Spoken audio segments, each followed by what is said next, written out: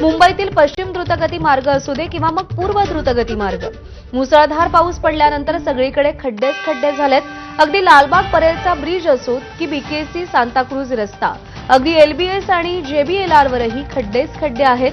त्यामुळे आता या खड्ड्यातून मुंबईकरांना काही दिवस वाट काढावी लागणार आहे.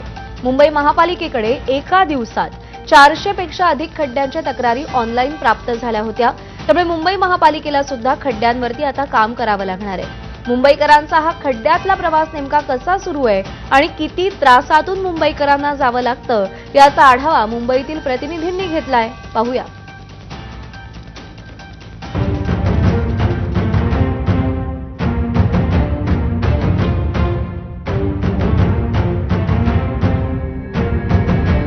आपण आहोत सध्या मुंबईच्या जोगेश्वरी या ठिकाणी.